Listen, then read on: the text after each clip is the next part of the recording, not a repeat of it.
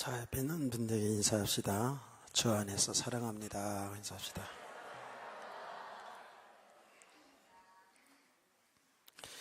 날씨가 제법 쌀쌀해졌어요. 제가 갔던 태국은 완전 여름이거든요.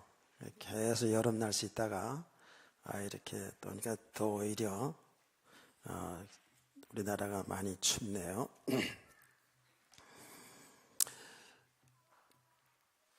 이 사라에 대한 내용을 아브라함의 역사를 이야기하면서 많이 말씀을 전했기 때문에 이건 좀 빼놓을까 생각도 했었죠.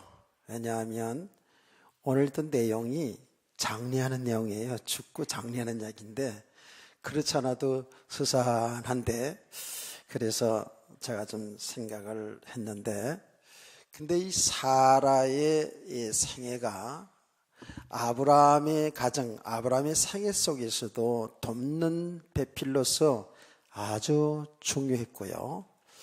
또 인류 구속의 역사적으로 볼 때도 이 사라는 굉장히 중요한 인물인 것을 알 수가 있습니다. 오늘 1절에 보면 사라가 127세를 살았으니 이것이 곧 사라가 누린 횟수다라고 이렇게 나옵니다. 제가 오늘 아침에 식사를 하면서 아내에게 물어봤어요. 리브가가 몇 살에 죽었게? 라헬이 몇 살에 죽었게? 이런 이야기를 이제 나눴어요. 성경에 뭐 몇 살 없잖아. 그래서 몇 살이 중요해? 이러면서 이렇게 하더라고요. 그래요. 그러면서 내가 또 이제 계속 얘기하면서 금요 기도회 때도 그런 수요일 날도 금요 기도 때 얘기했잖아요. 야곱이 몇 살 때 집 떠나서 외삼촌 집으로 간 거 몇 살에 갔지? 이삭이 몇 살쯤에 모리아 산상에서 제물로 바칠 뻔했지? 이런 이야기를 나눴어요. 그런 얘기를 쭉 하니까 그게 나이가 무슨 그렇게 중요한 거냐고. 복음이 중요하지. 그래서 맞다고. 그래도 이렇게 앞뒤로 추적해서 나이가 대략 어느 정도 이런 것도 성경을 연구하고 복음을 전하는 자들에게서는 상당히 궁금한 부분이 많고 또 거기에 따라 주시는 메시지가 있어요. 그런데 이 사라가 127세에 죽었다라고 이렇게 기록이 나오는데 여러분 성경의 여자로서 몇 세에 죽었다는 나이가 기록된 데는 하나도 없습니다. 이 사라만 기록되어 있어요. 물론 살아온 행적들에 대한 이야기는 나오지만 이렇게 몇 살에 죽었고 장례식을 어디에 장례를 치렀고 하는 내용은 사라에게만 있어요. 이 내용이 23장 전체에 나오잖아요. 그만큼 사라가 구속의 역사 속에 중요한 인물이라는 것을 반증해주고 있는 것이죠. 그러면서 뭐라고 나옵니까? 사라가 127세를 살았으니 이것이 곧 사라가 누린 횟수다라고 나옵니다. 그냥 120세를 살았다라고 이렇게 끝나지 않고 사라가 누린 횟수다라고 나옵니다. 우리는 누렸다라는 것은 어떻게 딱 이렇게 의미가 옵니까? 굉장히 삶을 즐겁게 행복하게 살았다라는 이런 마음이 오지요. 그렇죠? 그렇죠. 누렸다. 우리말에 누림이라는 말이 그런 의미가 오지 않습니까? 뭔가 육신의 것을 육신의 삶을 우리가 그 살은 것을 누렸다. 이렇게 표현을 합니다.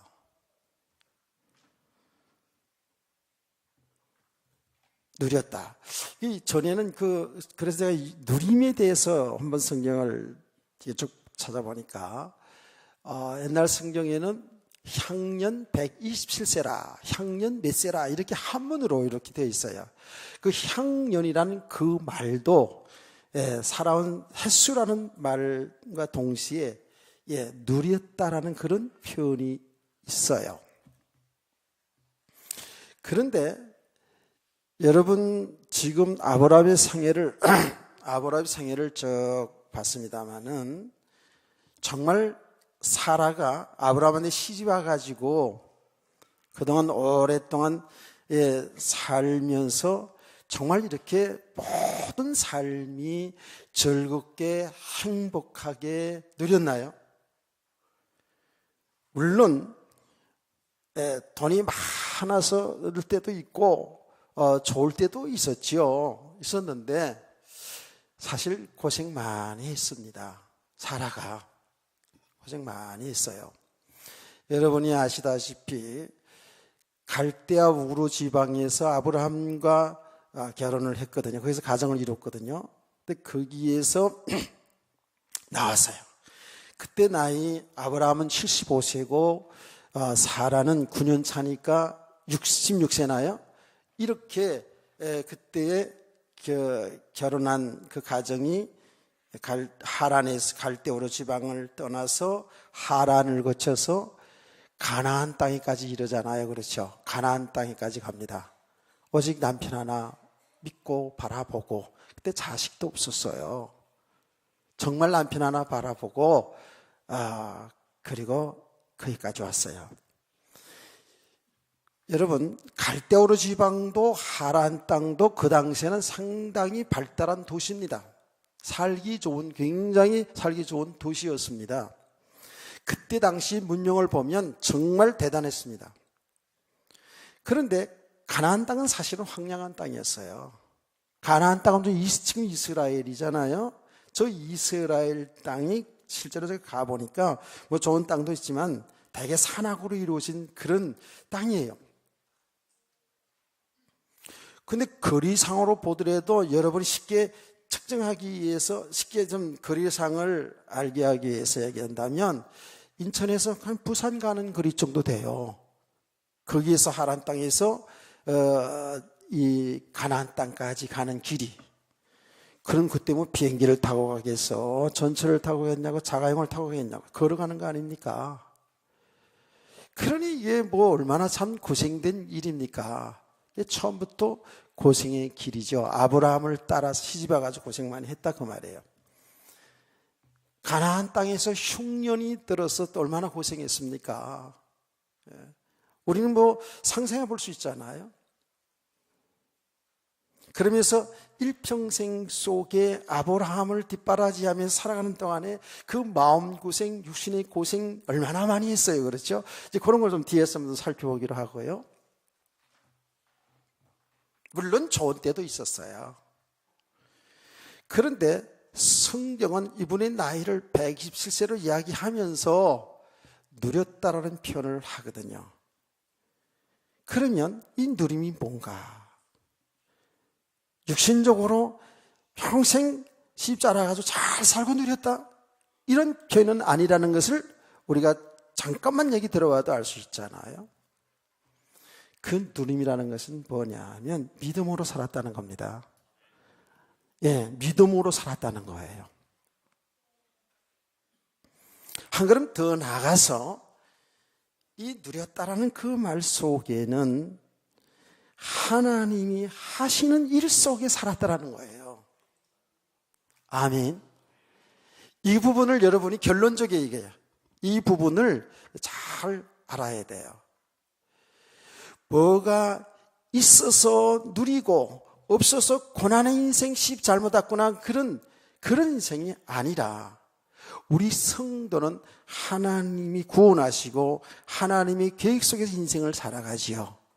근데 하나님이 하시는 일이 뭐였습니까? 구원하신 일이었습니다. 멸망될 인간을 구원하시는 그 일을 하셨어요. 그래서 여러분, 우리 성도들이 이 땅에 살아갈 때에 어떤 사람은 세상적으로 성공 출세 혹은 돈을 많이 가진 부유하게 살 수도 있어요. 어떤 사람은 가난하게 살 수도 있어요. 세상 사람들을 볼 때에 그렇게 성공된 삶이 아닐 수 있습니다. 그러나 성도는 어떤 삶이든지 간에 하나님이 하시는 그 일 속에서 우리 인생을 살아간다면 진짜 그 사람이 행복이라죠. 그 사람이 행복인 줄 믿으세요. 가장 가치 있는 인생이라고 했잖아요. 내 인생이 내 육신의 삶에 잘 살기 위해서 뭔가 내 육신의 성공을 위해서 그렇게 세상 사람들이 다 살아가요. 우리 성도들은 세상의 이 땅의 육신의 삶을 필요치 않다라는 게 아니고 무시하는 게 아닙니다. 우리가 어떤 삶을 살든지 간에 믿음으로 사는 거예요.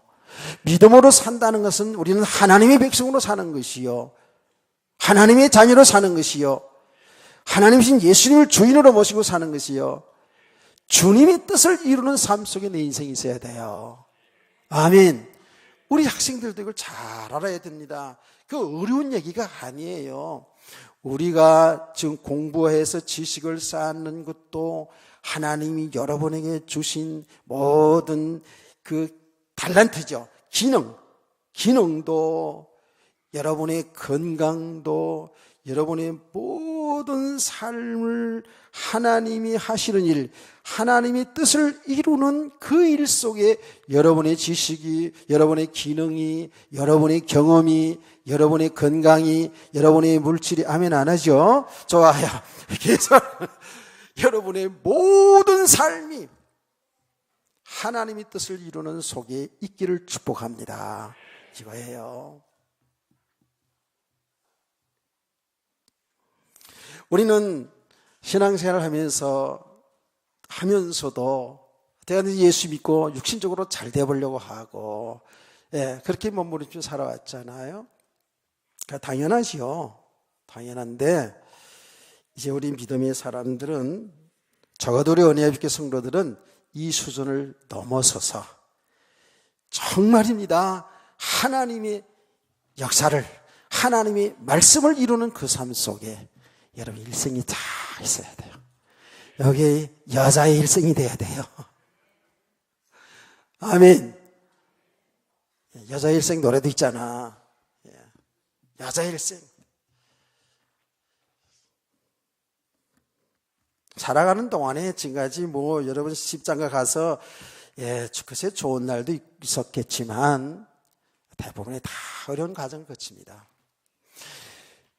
그런데 정말 우리가 믿음을 통해서 보니까 이 모든 것이 하나님은 우리 믿음의 사람을 세우기 위한 일이었고, 하나님이 하신 일 때문에 하나님의 사랑으로 우리가 허락한 일들이었다는 것을 여러분 깨달으시길 바랍니다. 얼마나 중요한지 몰라요. 이 아브라함이 그 과정을 우리가 지금 창세기 12장부터 여기까지 쭉 보지 않았습니까? 아브라함의 가정을 구원하신 것도 하나님이시고, 그리고 모든 가정 속에서 하나님이 믿음의 산을 세워가는 것도 하나님이 하셨고,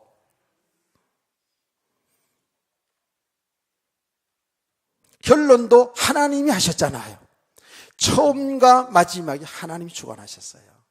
그런데 하나님이 주관하신 그 아브라함의 가정의 모든 삶은 무엇이라고요? 그리스도를 이 땅에 보내시겠다는 거예요. 아브라함의 후손을 통해서 이 땅에 그리스도를 보내시겠다는 거거든요. 이게 하나님의 약속이에요.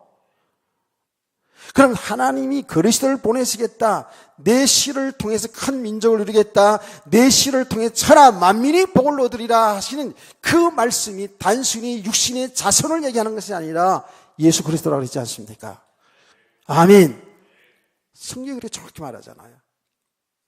그럼 어떻게, 왜 하나님은 이 땅에 그리스도를 보내주겠다고 약속하시냐고요. 멸망과 죄로 인해서 영혼이 사망 가운데 있는, 멸망 가운데 있는 우리를 구원하셔서 하나님의 나라를 주기 위해서라고 했죠. 아멘. 이게 하나님이 하신 일이에요. 그러면 이 세상의 모든 사람들은 다 죄인인데 죄의 삭선, 죄의 값은 영원한 멸망이거든요. 영원한 사망이거든요. 영원한 저주거든요. 이게 영적 사실이거든요. 여기서 우리를 건져내시는 방법은 뭐예요? 우리 죄 문제 해결을 해야 되잖아요. 죄 문제 해결하기 위해서 아무 죄가 없는 하나님의 아들, 그분이 예수 그리스도예요. 예수 그리스도가 십자가에 피 흘려 죽습니다. 그리고 3일 만에 부활하십니다. 왜? 그분이 그리스도인 증거로, 하나님 증거로 부활하실 뿐만 아니라 우리에게 죽어도 사는 영원한 생명이 있음을 우리에게 하나님은 가르치지 않습니까? 그래서 예수님이 말씀한 거예요. 나는 부활이요 생명이니 그랬어요. 나를 믿는 자는 죽어도 살겠고 살아서 믿는 자는 영원히 죽지 아니하리라. 믿으시면 크게 아멘 해봅시다. 이게 복음의 내용 아닙니까?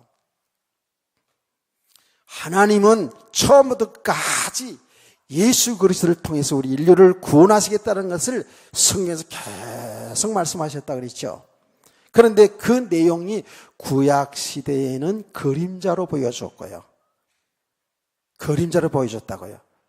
그림자로 보여줬다는 뭐예요? 하나님은 아브라함에게 자식을 주겠다라고 한 그 자식이 이삭인데 그 이삭이 누구의 그림자였느냐? 그리스도의 그림자였어요. 아멘. 그 그림자이신 예수 그리스도가 실상으로 실체가 오셨는데 신약 시대에 바로 우리가 믿는 예수님이 그리스도라는 거예요. 어떻게? 예수 그리스도의 십자가의 죽음과 부활을 통해서 우리에게 영원한 생명 주시는 거잖아요. 요 과정을 창세기 22장에서 모리아 산상에 이삭이 자기가 번제물로 바쳐질 그 장작을 쥐고 모리아 산상으로 올라가는 그 장면은 바로 예수님이 자기가 매달려 죽을 십자가를 지고 골고다 언덕 올라가는 그것이 그대로 모리아 산상에서 보여줬다 그 말이에요. 이 사실을 믿으시기 바랍니다. 하나님이 괜히 잘 사는 가정에 자식을 그 백세에 난 아들을 제물로 바치라 그러고 이렇게 하는 거 아니잖아요. 그렇죠? 하나님이 심심해서 장난기가 있어가지고 그렇게 하다가 죽으려고 했던 거 살려고 이러지 않았잖아요. 하나님은 십자가에 피 흘려 죽으신 예수 그리스도 3일 만에 부활하실 그 예수 그리스도를 통해 인간을 구원하실 그 일을 지금 보여주기 위해서 아브라함을 믿음의 사람을 세웠고요. 이삭을 그 모리아 산성에 올라가서 제단을 쌓아놓고 그리고 아들을 꽁꽁 묶어가지고 칼을 들어 죽이려고 하지 않습니까? 이 장면이 뭐예요? 완전히 이삭은 죽은 거나 마찬가지예요. 죽은 거예요. 근데 하나님이 살려주잖아요. 여기 십자가의 죽음과 부활의 과정을 나타낸 거예요. 하나님이 하신 일이 바로 이 일이에요. 근데 그 일을 하나님 지금도 우리들 삶 속에 계속 죽고 부활하는 과정을 가게 하신다니까. 근데 그 말을 지금 우리는 이제 알아들어 가야 되겠어요. 어쨌든 하나님은 아브라함의 가정을 통해서 하나님의 구속의 역사를 구원하신 일을 십자가의 죽음과 부활의 과정까지 완전하게 다 드러냈다고요. 그러니 아브라함의 가정의 일생은 뭐예요? 아브라함도 사라도 이 하나님이 하신 일을 나타나기 위해서 있었던 거예요. 아들을 낳고 못 낳고 때문에 그들은 갈등하고 고민하고 쌈질하고 막 이랬어요. 실제적으로. 그게 육신의 문제가 아니란 말이에요. 아브라함의 가정에 엄청나게 거부가 되기도 하고 또 없어지기도 하고 이런 일들이 있었지 않습니까? 그런데 우리는 신앙생활하면서 항상 어떤 부분을 보냐 하면 아브라함의 가정 하나님을 잘 섬겨 순종했더니 복을 많이 받았더라. 그 자손을 순종했더니 자손의 자손을 낳아서 그래서 그 복을 받았다. 대개 이렇게 많이 생각을 합니다. 거의 틀린 말은 아닌데 잘 봐야 돼요. 아브라함의 가정 속에서 축복도 고난도 자식을 못 낳았던 것도 자식을 낳은 것도 다 하나님이 구원하시는 그 일을 이루어 나가는 소의 과정이에요. 그 일 때문에 일어난 일들이에요. 무슨 일 때문에요? 그리스도 때문에 일어난 일들이에요. 그리스도를 나타내기 위해서 일어나는 일들이라고요. 아멘.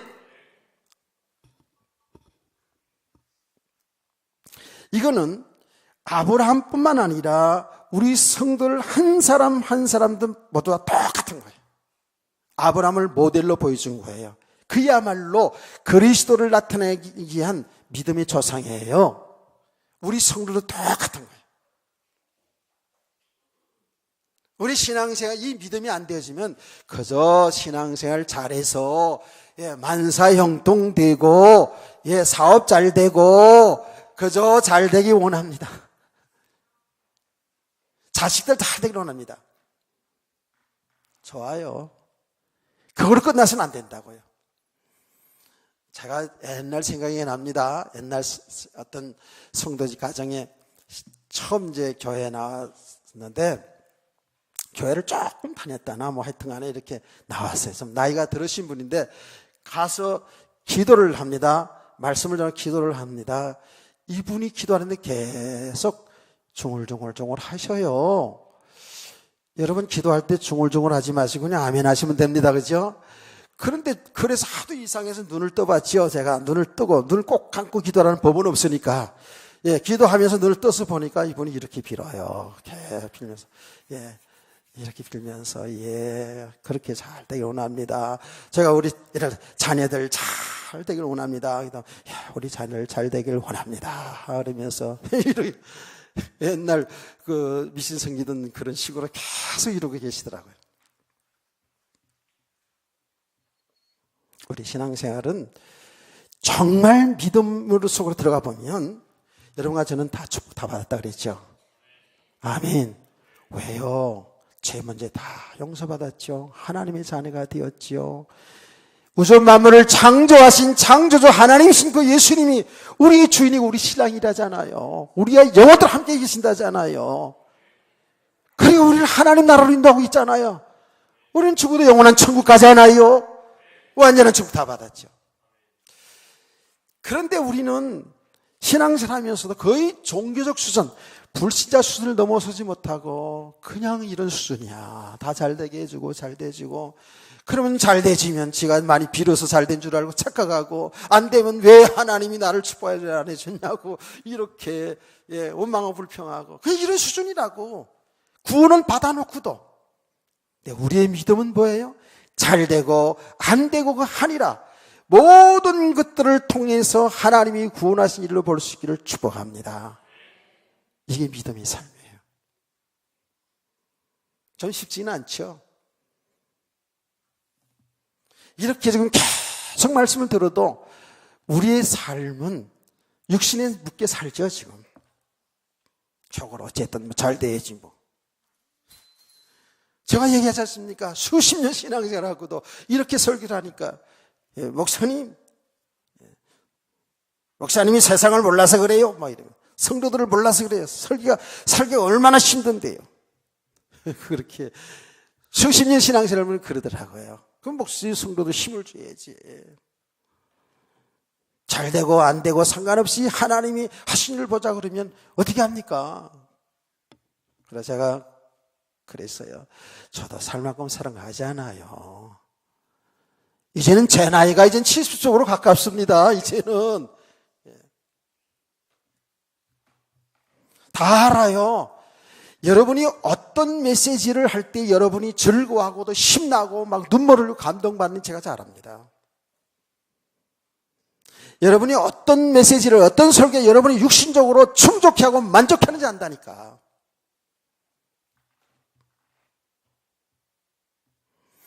여러분 정말 신앙생활을 이렇게 하면 축복받습니다. 이렇게 하면 축복받습니다.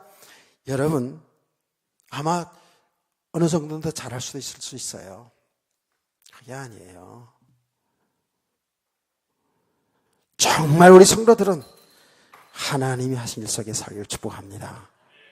이걸 막연하게 하나님은 지금 구원의 역사를 이루는데 우리가 그 하나님 하신 일 속에서 살아갑시다.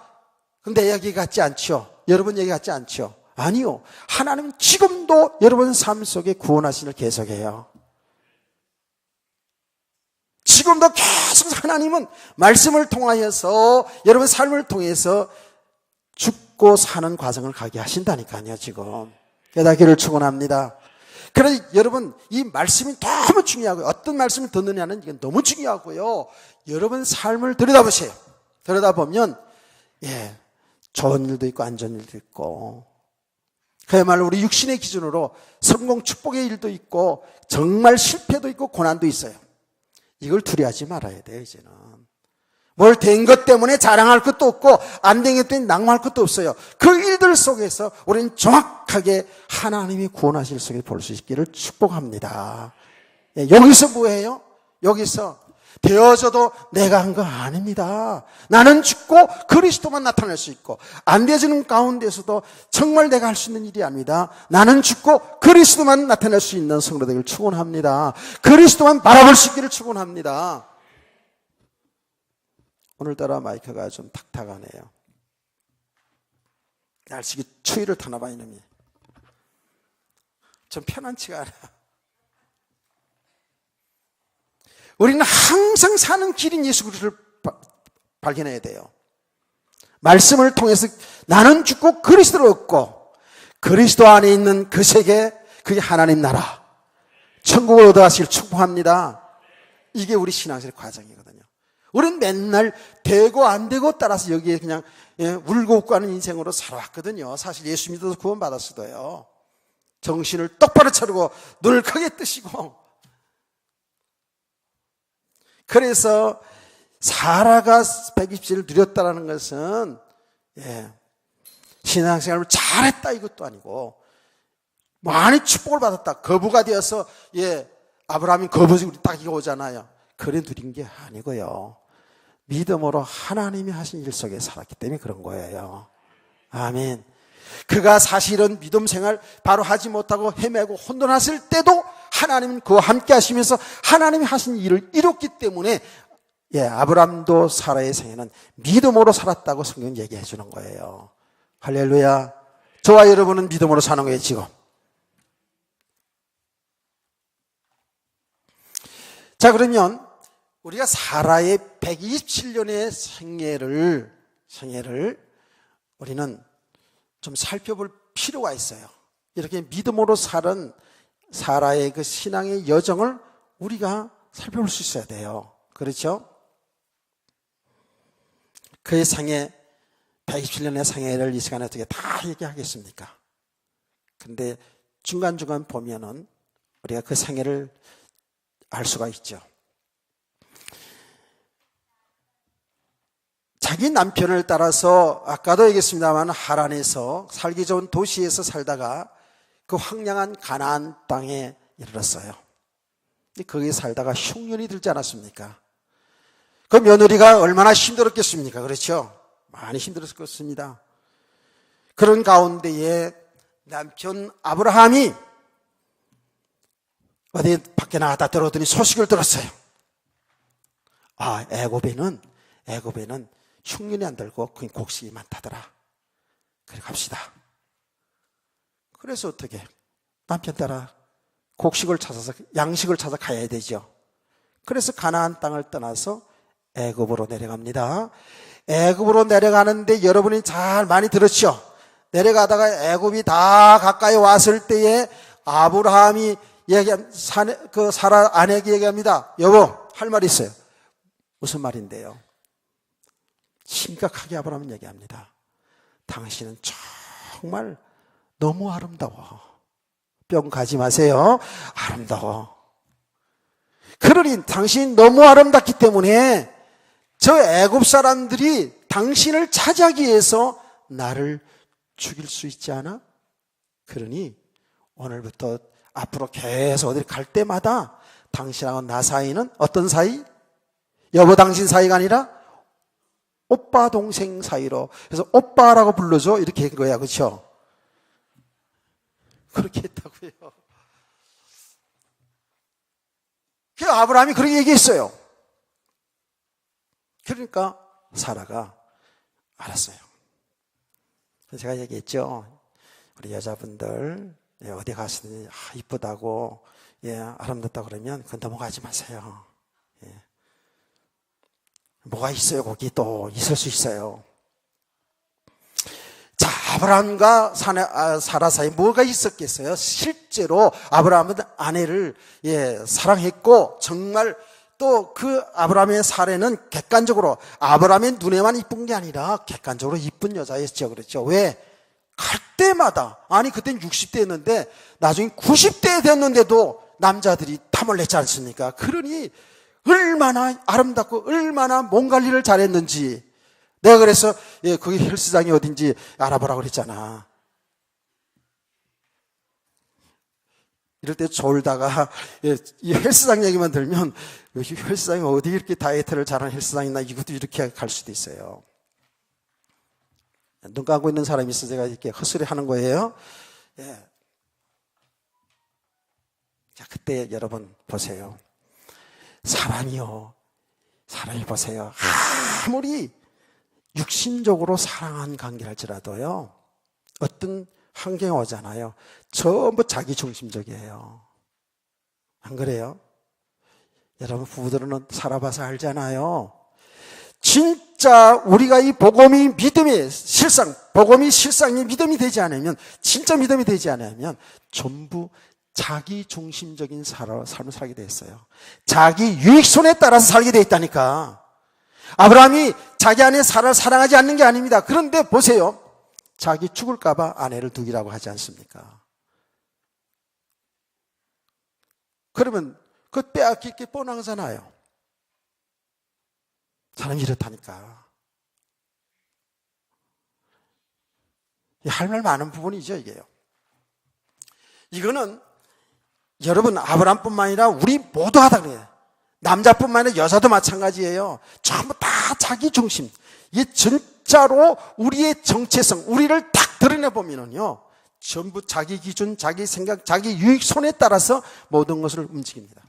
이 복음을 영적 사실로 그렇게 알았다고 하더라도요, 실제로 어떤 상황에서 보면은요, 우리는 똑같이 이래요.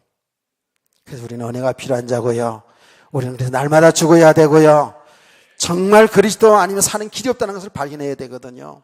우리가 얼마나 죄인인지 몰라요. 믿음생활 오래 했다고요? 목사가 됐어요? 장로가 됐어요? 권사가 됐어요? 그래서 우리가 믿음 있는 것처럼 보이잖아요. 아니에요. 진짜로 믿음이 되지 않은 만큼은, 복음이 되지 않은 만큼은 전부 이렇게 자기 유익손에 따라 살 수밖에 없는 존재가 인간이에요. 그래서 우리는 죄를 발견하게 되고, 그래서 우리는 예수 그리스도만이 사는 길인 것을 알아가야 돼요. 깨닫기를 축원합니다. 자, 그러면서 이때에 여러분, 진짜로 믿음이 되지 않기 때문에 사라가 어쩔 수 없는데, 여러분 정말 믿음의 사람이라면, 아내가 혹은 남편이 그렇게 믿음의 말을 하지 않을 때, 불신앙적인 말을 할 때에, 세상적인 이야기를 할 때에 타협하지 말아야 돼요. 여기에서 사라는 정말 믿음의 사람이었다면 이렇게 얘기해야 됩니다. 여보, 그게 무슨 말이요? 하나님 우리를 짝 지어서 부부인데 누이 동생이라니 말도 안 되는 소리 하지 마세요. 우리 하나님 앞에 삽시다. 이렇게 나가야 돼요. 그렇죠? 그래도 그렇지, 그러면 이 사람이, 이 영감탱이 정신없어 그러고 그때 막 꼬집어야 된다고 그랬죠. 이게 믿음이 되지 않은 만큼 우리는 타협한다고요. 굉장히 합리적인 것 같이 보이잖아요. 그렇죠? 아브라함의 이야기가 타당해 보이지 않습니까? 이 믿음이 되지 않은 만큼은 어쩔 수 타협할 수밖에 없어요. 이게 믿음의 삶이 아니죠. 그 당시에 사라의 신앙은 그 수준이었어요. 여러분의 신앙은 어떻습니까? 정말 세상과 타협하지 않고 믿음으로 살고 있나요? 남편에게 한 대 얻어맞아도 믿음으로 살나요? 그때 그렇게 얘기해서 아브라함이 인연이 내 말도 안 듣고 그러고 두드러 팼어도 여보 때려! 난 믿음으로 살 거야. 나는 오빠 하기 싫어. 여보라고 부르고 싶어. 이렇게 나가야지. 그렇다고 믿으시는 분만 아멘. 이거 봐. 아멘도 못하잖아 지금. 참 이게 이렇다고요. 현실은 틀려요.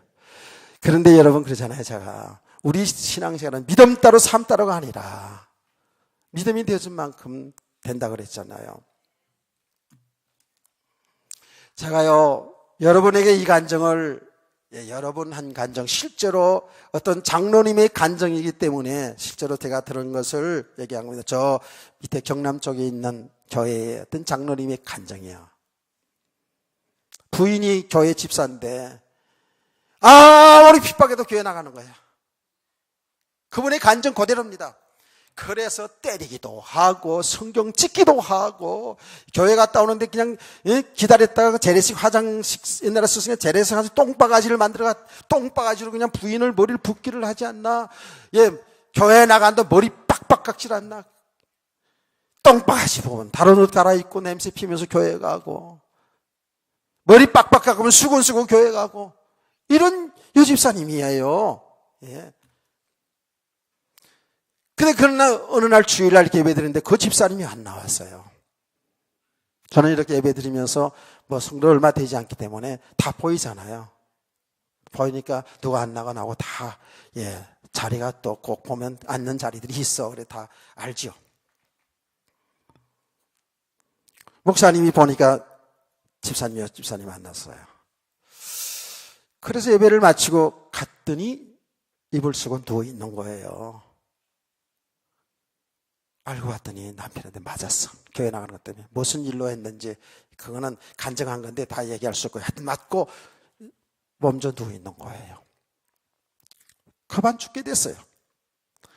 근데 목사님이 오시니까 목사님이 이제 기도하고 이제 근데 이 여집사가 남편의 손을 목사님 손에 잡혀주면서 내가 한 말 꼭 하겠다고. 여보, 나는 당신을 사랑하고 자녀들을 사랑합니다. 그러나 주님을 더 사랑합니다. 왜냐하면 이거는 내가 교회를 다니는 것은 주님을 믿고 주님을 사랑하는 마음으로 다니는 건데 이거는 이 땅의 삶으로 끝나는 게 아니라 죽어도 영원한 천국이 있습니다. 영원한 지옥 형벌이 있고 영원한 천국이 있습니다. 내가 이 사실을 믿는데 어떻게 교회를 안 나가겠습니까? 난 당신 사랑합니다. 그래서 내가 당신에게 부탁합니다. 앞으로 꼭 예수님 믿고 구원 받으세요. 그리고 세상을 떠났어요.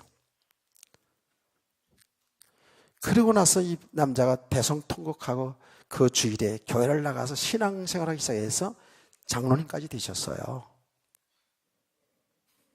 그 간증하는 그 장로님의 간증을 제가 들었다니까. 이런 일이 뭐 교회 역사 속에 우리 한국 교회사 속에 또 지금 여러분들 속에 이런 간증도 다 있지 않습니까? 우리는 똑같이 세상 사람들과 세상 속에서 살아가요. 그런데 결정적인 순간에 우리 성도들은 불의와 세상과 타협해서는 안 된다고요. 깨닫기를 축원합니다.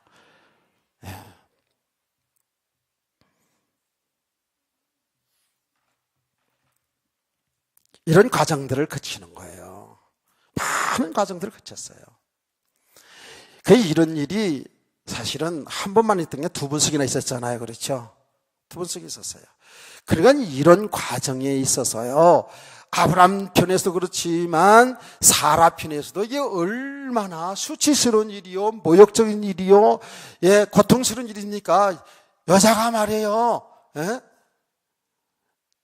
남의 남자 품에 안겨 산다는 게 그것도 그야말로 저 어처구니 없이 그렇게 된 거 아닙니까? 그 가정이 얼마나 참 모욕이고 수치스러운 일이고 인생의 오점이고 얼마나 마음의 고통이 있었을까요? 사라가 왕의 부인이 되어서 야 팔자 폈다 이렇게 생각했을까요? 그건 아니잖아요. 그게 뭐예요? 그게 육신적으로 영적으로 보면 죽고 다시 사는 과정이에요. 하나님이 살려주잖아요. 그렇죠? 하나님 거기서 회복시켜 주잖아요. 가정을 회복시켜 주잖아요. 이런 과정들을 다 거쳐간 거예요. 결정적인 사라의 생애 속에서 결정적인 또 내용이 있죠. 그 전에 남편을 전쟁마당에 내보내야 되는 고통도 있고 여러 가지 내용들이 다 있습니다. 가정에 불화가 일어나가지고 조카하고 다툼이 일어나는 이런 과정도 있었고요. 다 있었어요. 근데 결정적인 그 사라의 상해 속에서 결정적인 뭐냐 하면 창세기 어디 있죠? 16장에서 나옵니다. 그게 뭐예요?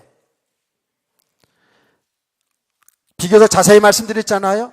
그때에 그 하나님이 약속을 너희 가정에 자식이 있겠다라는 그 약속을 받은 지 10년이 지난 때입니다. 10년쯤 됐어요. 그래서 제가 여러분에게 그런 이야기 하지 않았습니까? 사라 그러면 우리는 그냥 생각 속에서 불신앙에서 이스마엘을 낳은 여자, 불신앙의 아이콘으로 이렇게 늘 생각이 있었는데 제가 그 말씀을 상당히 많이 묵상을 하면서 사라를 다시 조명해 보니까 사라는 인간적으로 굉장히 훌륭한 여자였다는 것을 다시 재발견했다 그랬지 않습니까? 10년 동안 기다렸어요. 10년 동안 기다렸는데 아이가 없어요. 그러면 이 사라는 어떤 생각을 했냐면 나는 아이를 못 낳는 사람이구나.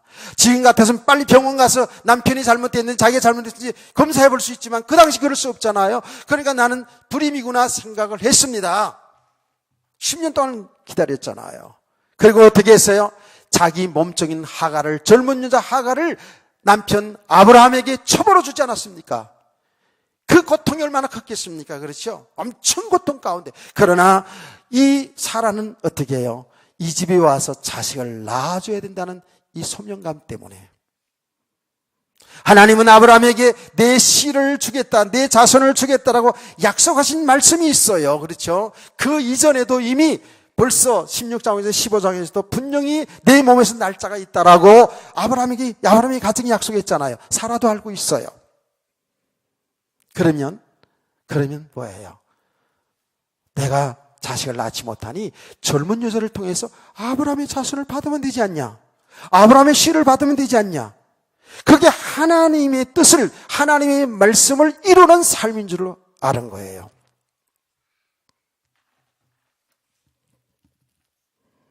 하나님의 약속은 우리 너무 잘 알지요.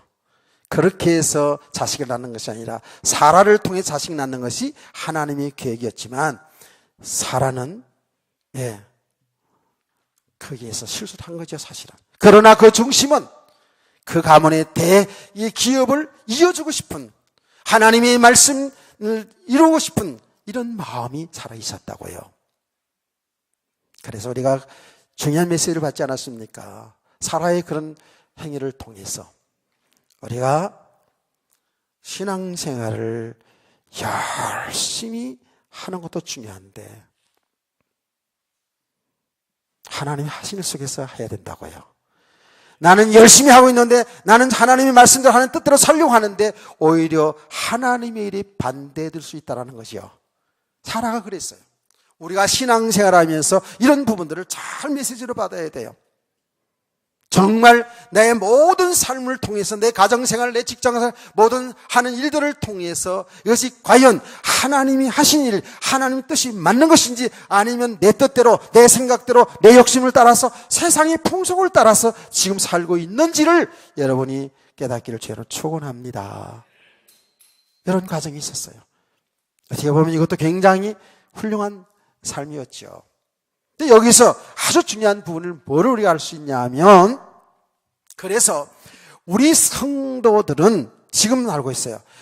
모든 인류 역사가 내 개인의 인생이 하나님이 하시는 일 속에서 하나님께서 인도하는 삶이잖아요. 그렇죠? 그렇기 때문에 어떻게 해야 돼요? 여러분 기도가 필요하다고요. 기도가 필요한 줄 믿으시기 바랍니다. 기도해도 되고 안 해도 되는 게 아니에요. 정말 기도가 필요해요. 우리 인간은 한계가 있잖아요. 그렇죠? 우리 인간은 한계가 있어요. 우리 인간의 생각은 한계가 있어요. 우리가 배운 지식도 경험도 한계가 있어요. 우리 믿음도 하나님이 은혜 주시지 아니하면 우리는 하나님이 하시는 알 수가 없어요. 순간순간마다 우리 가정 속에, 우리 교회 속에, 이 인류 역사 속에 지금 일어난 일들 속에서 우리는 기도하지 아니하면 하나님이 하신 일을 잘 몰라요. 오늘 새벽에 아브라함의 인생을 얘기하면서 그 인생 속의 중요한 부분 하나가, 우리는 그 기도를 많이 얘기하지 않는데 기도의 부분을 아브라함의 생애 속에서 우리 다시 발견하면서 기도했죠.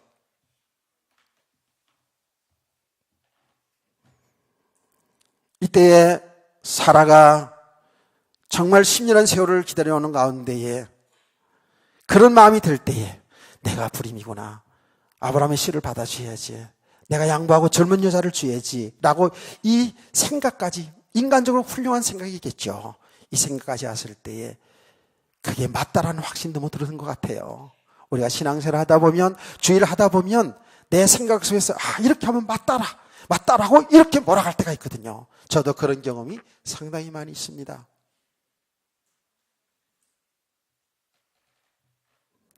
그래서 하나님 앞에 기도해야 되는 거예요.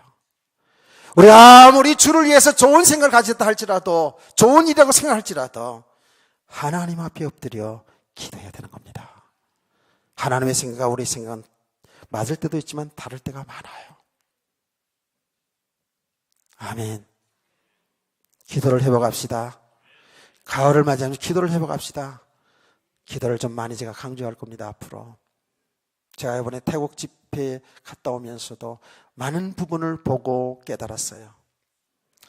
영적인 말씀으로 너무 말씀은 좋아요. 글쎄 그 복음이 실상이 되어지가는 만큼 그 삶 자체가 임마누엘이고 삶 자체가 기도가 있겠죠. 메시지가 기도의 부분이 더 바로 나가야 되겠구나. 성도들이 영적 지식은 그래서 머리는 커지는데 기도 속으로 들어가지 못하면 하나님이 하신 일을 놓칠 때가 많이 있습니다. 자꾸 큰 일에 놓칠 때가 많아요. 우리가 기도할 때에 성령은 하나님의 기풍신에 통달하신다고 말씀하신 그 말씀 믿으시기를 바랍니다. 성령께서 가르쳐주세요. 여러분 생각해 보세요. 사라가 하나님 우리 자식을 준다는 10년이 흘렀습니다.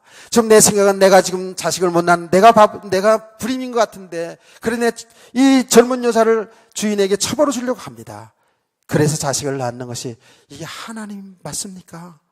하나님 뜻이 맞습니까? 라고 정말 엎드렸더라면 하나님은 아니다, 너를 통해 날짜가 있을 것이다 라고 더 분명하게 얘기해 주셨을 텐데. 아멘. 기도를 해봐가는 성도 되기를 원합니다. 조금만 더 해보겠습니다. 이런 많은 과정들을 거치면서 결국은 아브라함도 사라도 사실 많이 방황하고 혼돈하고 자기들의 어떤 수준을 가지고 하나님을 섬겼지요. 하나님은 그들의 수준과 상관없이, 그들이 혼동하는 상관없이 하나님은 하나님의 일을 진행하셔요. 여러분에도 마찬가지예요. 아멘. 그래서 하나님의 하신 일 속의 인도를 잘 받으라는 거거든요. 창세기 21장에 보면 하나님은 말씀하신 대로, 하나님이 약속하신 대로 사라가 경수가 끊어져서 자식을 낳을 수 없는 그 가운데서 하나님이 약속하신 말씀대로 하나님의 전능하심으로 아이를 낳게 됩니다. 그 아들이 이삭입니다. 할렐루야. 얼마나 놀라운 일이 났습니까? 그래서 사라는 이삭을 안고 굉장히 기뻐하죠. 상상해 볼 수 있잖아요. 그게 뭐예요? 우리 성도들은 하나님의 말씀을 통해서 계속 그리스도를 얻어가는 거예요. 그리스도를 알아가는 만큼 기쁨이 있는 거예요. 그리스도가 내게 실상이 되어지는 만큼 기쁨이 큰 거예요. 실제로 이삭은 그리스도의 그림자잖아요. 그 말씀대로 얻은 그 아들을 품에 안았을 때 그 기쁨은 얼마나 큰지요. 큰 잔치를 하지 않습니까? 이게 우리 성도의 신앙생활의 과정이거든요. 우리 성도의 신앙생활의 과정이 뭡니까? 그리스도를 알아가는 겁니다. 말씀을 통해서, 여러분 삶을 통해서 그리스도를 알아가는 거예요. 깨닫기를 축원합니다. 그래서 그리스도가 정말 내게 믿음이 되어져가는 만큼 우리의 신앙생활은 축복이죠. 행복이죠. 자, 그리고 그 아브라함의 아내 사라의 믿음은 어디까지 갑니까? 결국은 21장에서 보면 하갈과 이스마엘을 내쫓습니다. 그 첩의 몸에서 난 그 이스마엘을 내쫓습니다. 물론 성경에는 이스마엘이 그 이삭을 조롱하기 때문에 그래서 내쫓았다 그래요. 그런 부분도 있겠죠. 그러나 여러분, 아브라함이 아내 사라는 믿음으로 그 일을 끌어냅니다. 하갈과 이스마엘을 완전히 쫓아내는 그 일을 살아갑니다. 얼핏 드러난 모습은 투기 때문에, 자기 아들 보호하기 때문에 그렇죠. 그런데 그것도 틀린 말은 아니지만 이 사라가 한 그 일은 믿음으로 한 일인 것이 왜 알 수 있어요? 아브라함이 그 일 때문에 고민하지 않습니까?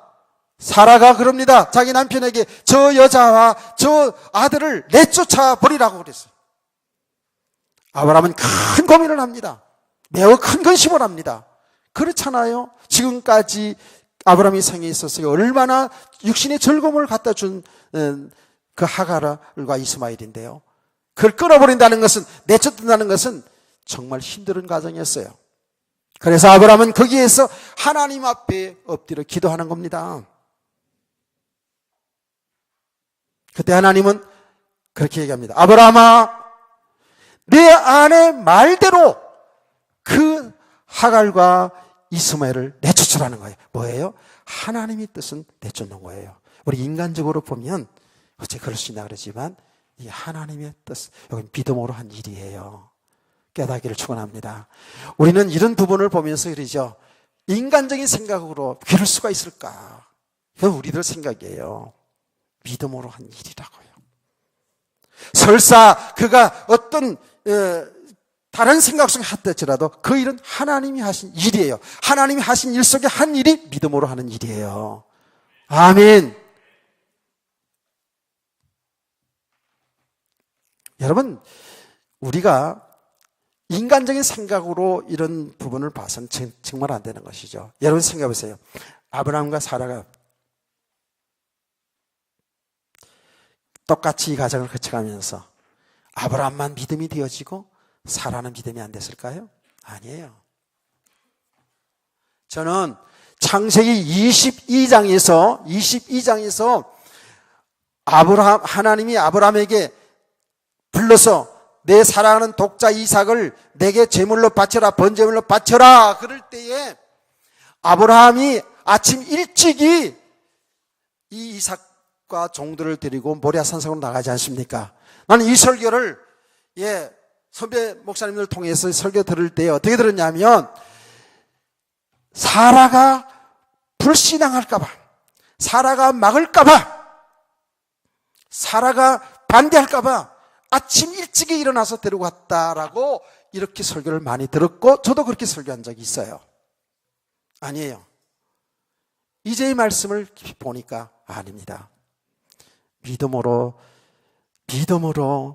사라는 순종했던 겁니다. 여러분 생각해 보세요. 그냥 말도 안 하고, 사라한테 말도 안 하고 그렇게 아들 죽이고 왔다 그러면 그 뒷감당 하겠어요? 아브라함이 나름대로 착한 사람이, 믿음의 사람인데 부부는 일심동체 아닙니까? 얘기한 거예요. 믿음으로 순종한 겁니다. 사라가 불신앙할까봐 일찍 일어난 게 아니에요. 그 밤에 아브라함이 그런 거예요. 하나님은 나에게 아들을 제물로 바치란다.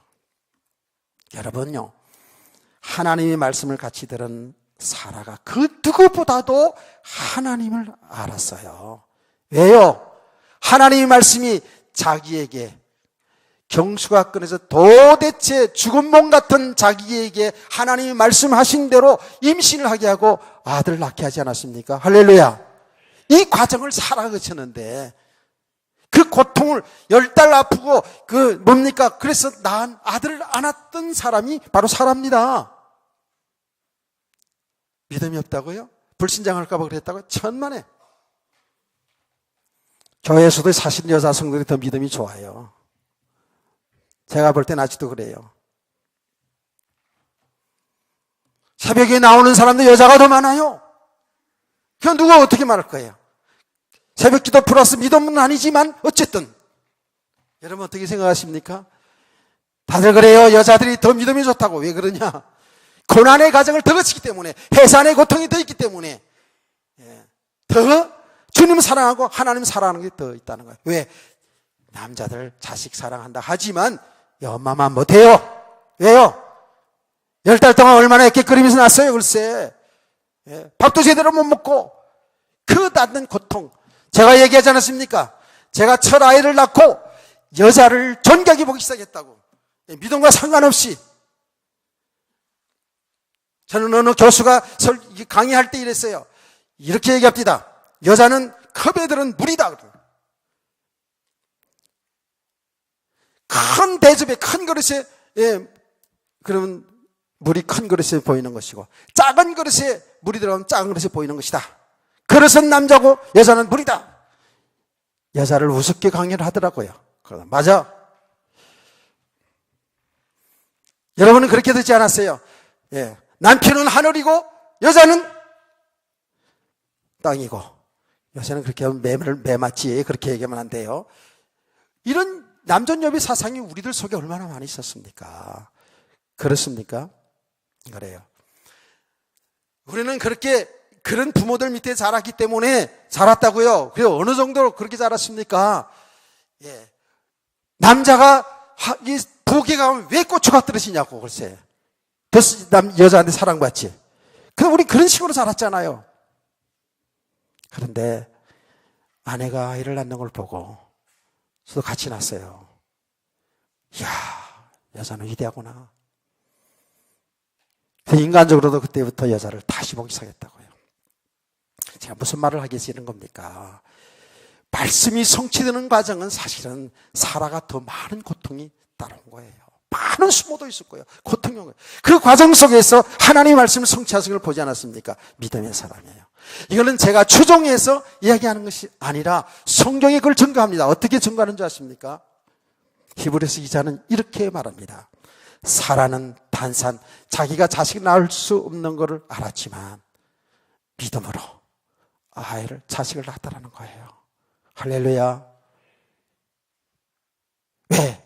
하나님은 신실한 분이라는 걸 알았다는 거예요. 그래서 죽은 몸 같은 몸에서 바다의 그 모래처럼 하늘 불처럼 자손을 생산했다라고 성경 그렇게 기록하고 있습니다. 한 걸음 더 나가서 베드로 사도는 이 사라의 믿음을 어떻게 얘기하는 줄 아십니까? 베드로서 3장 6절 말씀 보면, 베드로서서 3장 6절 말씀에 보면 사라는 아브라함을 주님이라고 칭했다. 주라고 칭했어요. 그러면 순종했다 그랬어요. 할렐루야. 남편이니까 순종하고 남편이 주먹이면 순종, 그런 게 아니잖아요. 성경은 믿음으로 순종했다는 거예요. 할렐루야. 얼마나 놀라운 일입니까?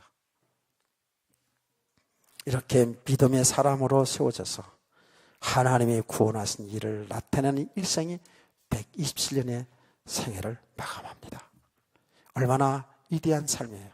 아니, 사라가 위대한 것보다도 하나님이 위대한 것이죠. 하나님이 그 위대한 하나님이 하신 일 속에서 그 일생을 살았기에, 하나님이 구원하신 일을 정확히 드러내는 그 일 속에 살았기에 그의 127년의 삶은 누린 삶이 된 줄로 믿으시기 바랍니다.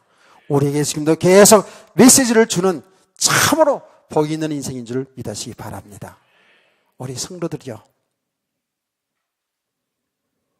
오늘 사라의 인생을 보면서, 아브라함의 인생을 보면서 여러분 정말 은혜를 잘 지속하시기를 바랍니다.